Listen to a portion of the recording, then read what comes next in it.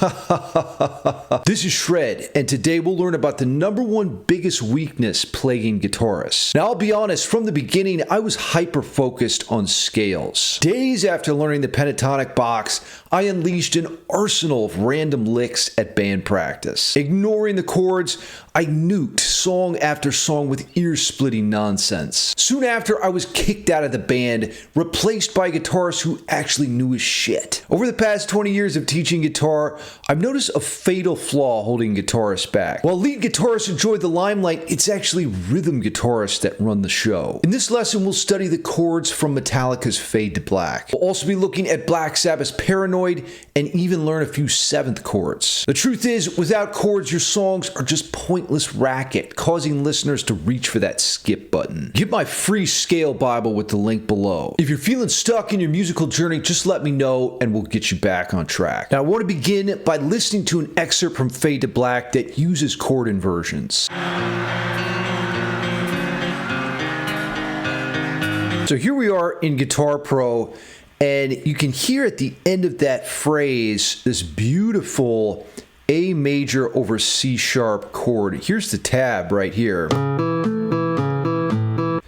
Okay, so I want to break down this magical component to chords, and it's something a lot of guitarists don't understand. And again, just chords in general is something we don't tend to focus on as guitar players, because you're seeing your guitar hero shredding those solos, and you forget that, you know, it's what's going on in the back that makes that possible. So, to understand chord inversions, what we first need to do is get a sense of the root position voicing. So if we took an A major, right, and let's do it like this. We got A, which is the root. Then we have C sharp, the 3rd degree, and finally the 5th E. Now, if we were to take those as an arpeggio, just to make this clear, so the root, of course, is at A, then we have 3rd C sharp, just so we can separate it out, and finally the 5th E. Okay, so this is A major in root position. Now, what is an inversion? An inversion is basically when a note other than the root is in the bass. So the first inversion is when we put the middle note in the lower register. So check this out. If we were to play the top part of that voicing, the C sharp, the E, and then we're going to flip the A from the bottom where it was on that 7th fret here, right? We're going to take that up to the top. So we raised it up an octave. So now we have C sharp, E, E, and A. So if I were to label that, you see in Guitar Pro, we get that A over C sharp. This is what James is playing, just down an octave, and it's a really rich sound. A lot of times we think that we have to make all these different statements in a song, but it's actually more about saying the same thing in a different way, and chord inversions allow you to do that. Let me think. The last chord inversion that you're going to see in a triad is the second inversion. Second inversion. That's when we take the 5th and put it in the bass. So that'd be an E. Now, let's go ahead and march up the fretboard a little bit. Let's say we'll go up to this 9th fret E on the G string, our favorite string to finger, right? And then we've got the root A and the 3rd C sharp. That's actually a beautiful, clean voicing there. So if we put in the chord symbol, A over E. And those are your 3 chord inversions. I will tell you right now that nothing will get you more acquainted with your hardwood. You want to learn your hardwood on level 69? This is how you do it. Learn chord inversions. So we've got that root position, first inversion, and second inversion. And each one has a unique, beautiful color. Now, I want to talk briefly about how to do this with a minor chord. So let's say we're back to square one here with the A major chord. To make a major chord minor, all you do is flat that 3rd degree, right? Drop C sharp down to a C. And now we have an A minor chord. So I'm just going to put that in there. And if we wanted to arpeggiate that out, what you're going to get is the root, the third, and the fifth. Okay, now first inversion, we're going to start on the third this time. So that's going to be the C, up to E. Bam, what a beautiful, haunting sound right there. Okay, that's A minor over C. You got C, E, and A. Now the last one, we're going to start on the same note as the major chord, and then we're going to ascend to the root and flat the third. Man, that's a good one. So this actually comes from the cage system C form. It's actually a good idea to see if you can relate each of these shapes back to the cage system. So let me put these in here. A minor over C and A minor over E. Now you can see that Metallica really goes for the inversions at the end of the Fade to Black intro. So if we play this here, see if you recognize it.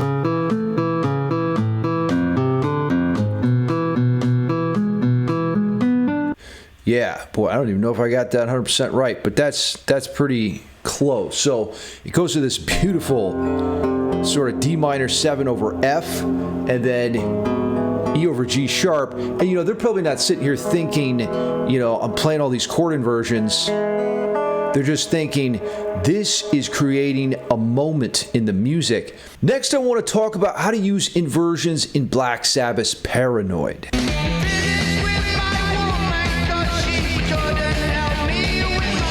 Now, first things first, let's get the lay of the land here, right? So Black Sabbath's Paranoid uses these power chords, E power chord, and then, you know, I'm thinking about this point, it's like a little tag in between verses. I'll show you in a minute.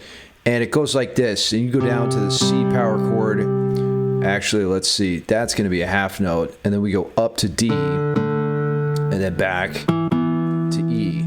This is a really cool section here, so let's get these labeled. And then what we're going to do is mess around with some inversions.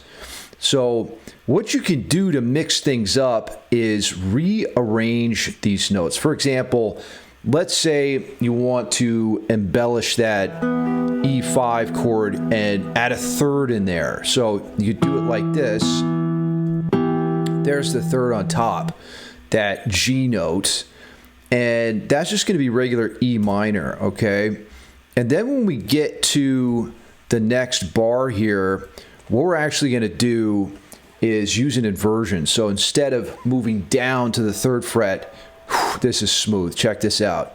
So if we just use the same voicing as the E minor, but we jump up that fifth degree up a half step, you get this gorgeous sounding first inversion C major chord. So that's C over E. So the notes in C major are C, E, and G, but I'm mixing them up a little bit there basically. That's one of my favorite voicings, just absolutely gorgeous. Okay, so that's actually going to be a half note. And then we're going to do the same thing for the D. Give me the D, son. So we'll go 9. Same voicing principle here. Okay, so that's going to be our D over F sharp. And then when we get back to the E minor, check this out.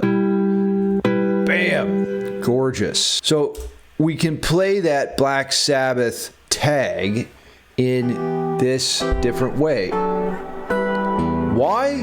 Well, because composition is all about that repetition and development, just getting a little bit different vibe using the same material. Now I want to show you how to use inversions with technique. You can also apply it to your solo. So let's get back to Paranoid, and I'm going to attempt to show you a lick here over the track that uses finger tapping. Inversions. Check it out.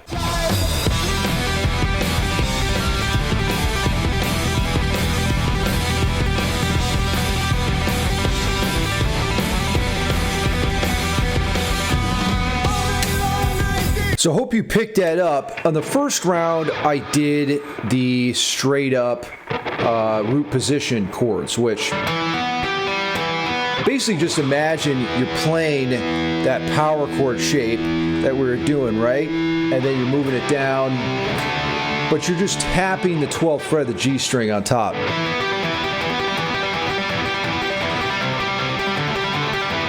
And then I did the inversions.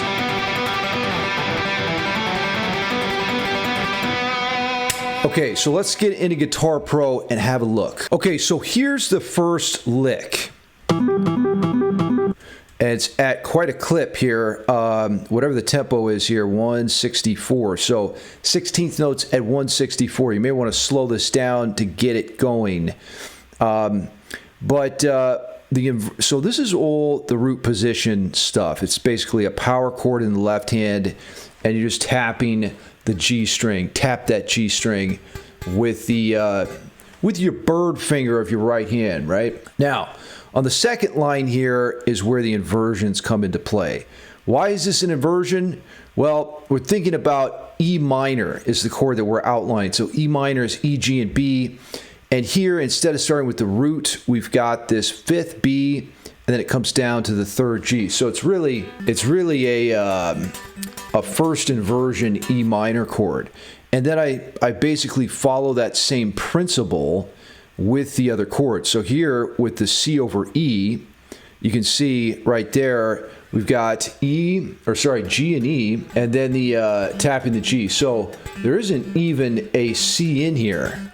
But because of what the bass player is doing and the context, we hear that C major chord come out. Same drill with the D over F sharp with starts here. We just move that shape up a whole step. And that's an inverted power chord shape, you can see. So if you flip a power chord, don't flip a bitch, flip a power chord, you get that 3rd shape, which is really cool.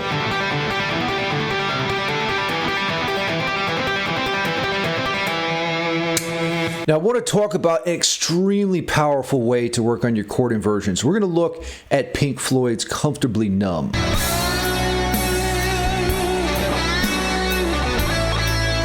I want to look at the chords in Comfortably Numb. This is an incredible way to work on your inversions. So check this out. We're in the key of B minor here, and it starts with the 1 chord B minor. And these are nice and slow, so you have plenty of time to think. Then we go down to the A major. Beautiful sound. From there, we head to G, and the next 2 chords are going to be half notes. So here, if you know a G major chord, plug that in, and I bet you know an E minor. That's like every guitarist's first chord. Okay. Good. So that's the progression to Comfortably Numb. Let's just get these chords in. Got B minor, A, G, and E minor before coming back to the B minor. So the whole thing here is that these chords are moving so slow. You have all this time, let me get a clean patch on here, to really play around with things. Let me think of a way to play around here. So you could maybe start with this B minor that comes from that parent shape. We'll call this B minor over F sharp, and then we'll come up to this A in root position, and then we'll do G over B, and then E minor over B, and then back to B minor up here. And the way I'm thinking through that is I'm just saying, okay, which notes are closest to grab? So let's have a look at that voicing principle I was using here. So let's say we start, let's see, hold on a minute. Let's get rid of this bar here. Delete. So we got our B minor over F sharp right there. F sharp, B, and D. That's going to head up to the A major here. I'm actually going up the neck when normally the chords are descending. So it's actually a really cool concept to kind of, here we go, do that, right? So you've got contrary motion happening. There's the G over B and the E minor over B before getting back up to a B minor, which is technically B minor over D. Okay, so there'd be a lot of different ways you could explore that, you know? I mean, you could say, okay, I'm going to play a B minor like that, then an A major like that, and a G major, and then, let's see, how about an E minor? Ooh, gorgeous, right? There's a cool B minor, A, moving up the scale.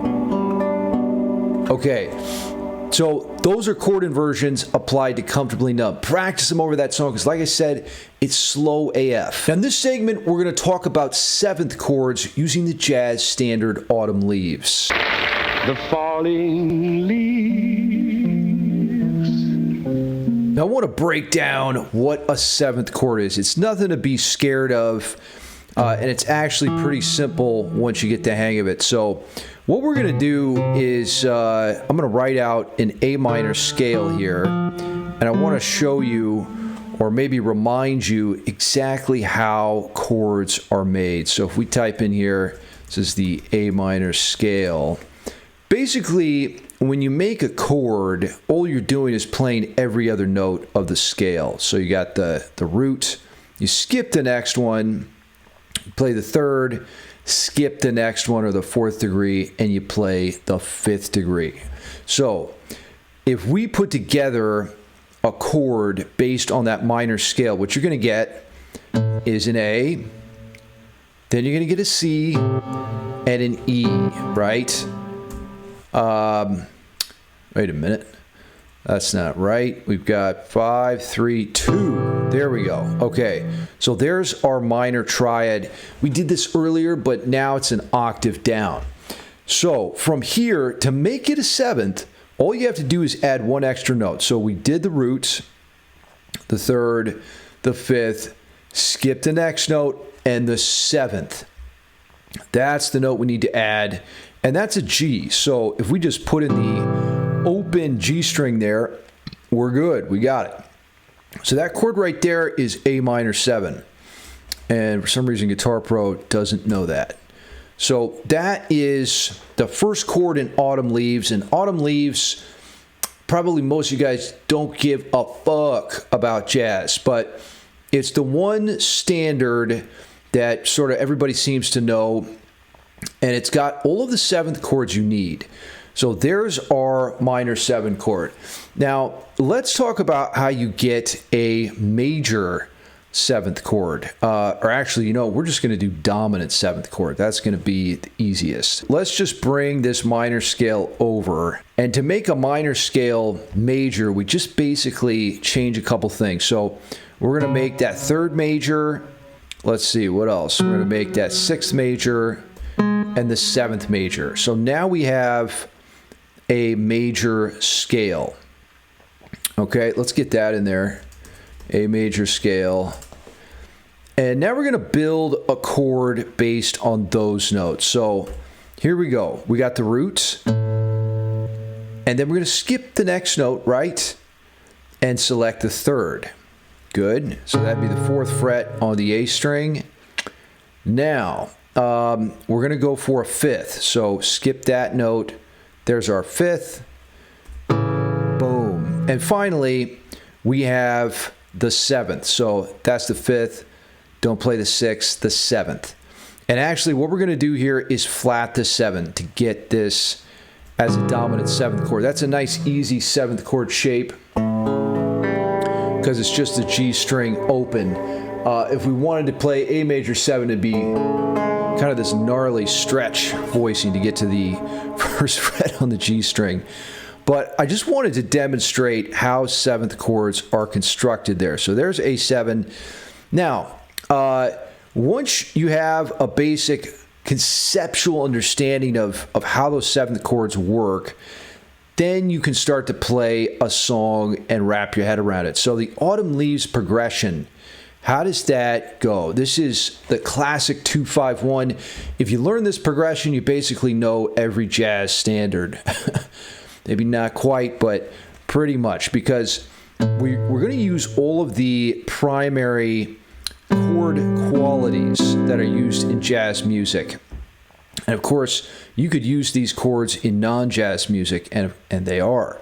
But we associate seventh chords with jazz. So there's our A minor 7. That's the standard shape. Whoops, Guitar Pro does not understand that. So we got, let's see, let's do whole notes here. Okay, next we're going to go to a D7. This shape is really important to get down. It's basically, that's like the A form of the cage system. So we got A minor 7, D7. Then we're going to go G major 7. So this is our 2-5-1 progression. Now, what do I mean by 2-5-1? Well, if we're in the key of G major here, we're starting on the 2 chord, which is A minor 7. Then we're going to the 5 chord, and we're landing on the 1 chord. So that's what a 2-5-1 means. Here we go, G major 7. Then we're going to jump on up here to a major 7th version based on the A form of the cage system. So that's C major 7. Now here's where shit gets real. You gotta love this sound. The half diminished, well, what is happening? There we go. Half diminished 7 chord. Such a delicious chord of tension. Let's put the 7 in there. And finally, the last chord before getting back to the 1 is our B7. And we played this shape earlier. And we're going to land on an E minor 7 to finish it all off. So E minor 7 looks like this. It's a really important shape. There it is. Bang. Okay, E minor 7. So I have a jazz backing track that you can use to practice this progression with. There's the A minor 7, D7, G7. So this is reading a lead sheet basically, or a chord chart. Ready? E minor 7. That just means repeat the bar. Back to the top. And we're just going to play it over again. I might play some different voicings there. Here's a nice one. You ready for this? Oh yeah, delicious. Now I want to tell you about a special chord called the Hendrix Chord.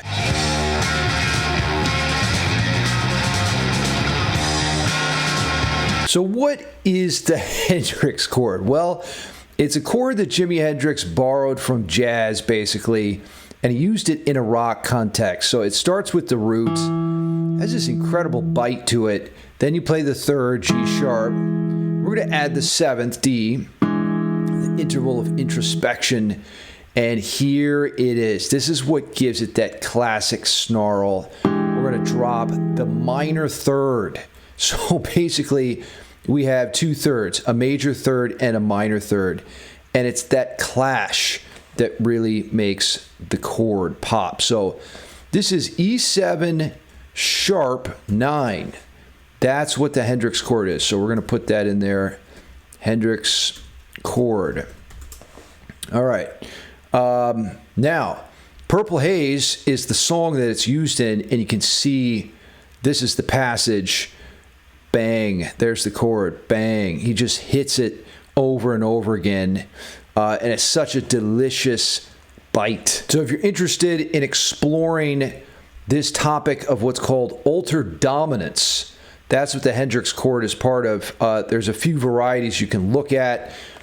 You've got just regular E9, of course, and then you have E7 flat 9, where you flat that ninth, or you could do the sharp 5, or the flat 5, or any sort of mixture of those. The other day I had a student ask about how to make a guitar video. So we're going to do a quick tutorial on that. Essentially, step 1 is to record some audio in your DAW. And then step 2 is going to be to marry that audio from your camera capture device to the DAW. And in order to do that, we're going to need to jump into some video editing software. So step 1 is to record some music in the DAW. And actually, at the same time, what you're going to do is you're going to take a camera like your phone, and I'm just going to set that down here on the table so that I can record myself, the visual aspect, while I capture the audio aspect at the same time.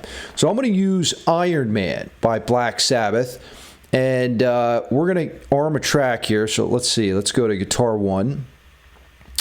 And we're going to record this. So I'm going to back up just a little bit so I can see myself on camera for the phone, and we're going to go for this. You ready?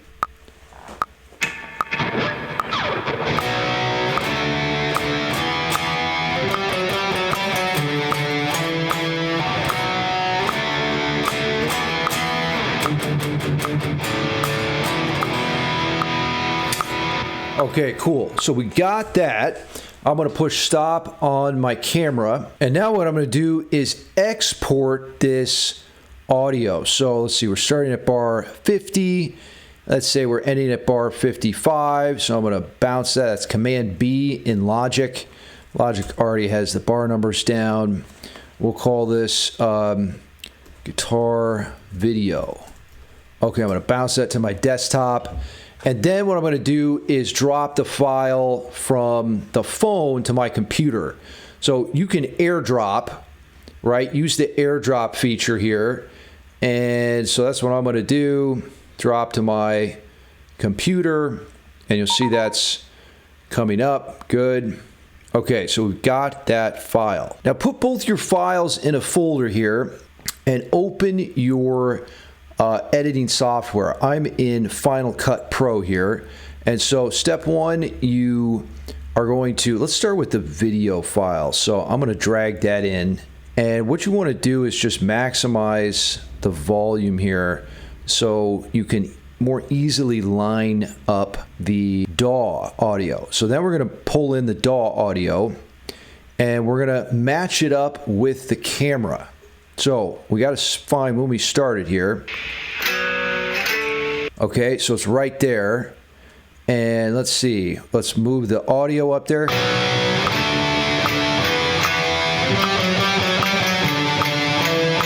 Okay, and that's about good. So from there, I just zeroed out the camera audio because that sounds like ass, right? And then we'll just clip the file here, the video file, so it starts right on.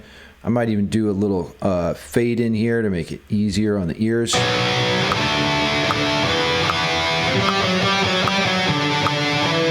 And you can hear I forgot to turn off the metronome. That's okay.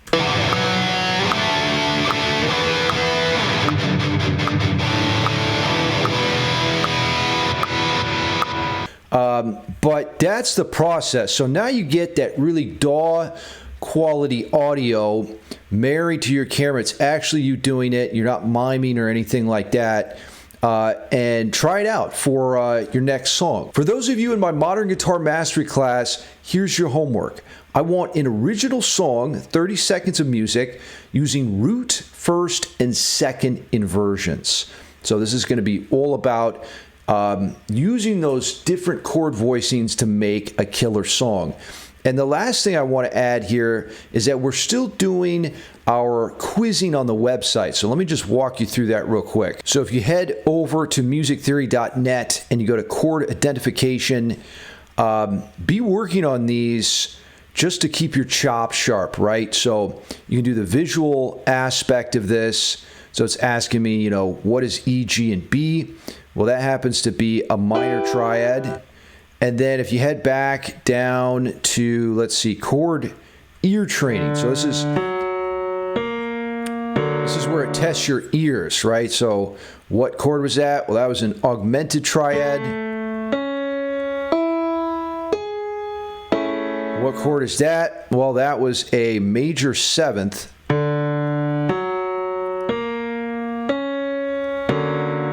Ooh, man. Let's see. That was like an augmented seventh. Was that what that was? No, it was the augmented major seventh. That was a tricky one. And that sounded like a suspended second. Okay, cool. Until next time, shred till you're dead.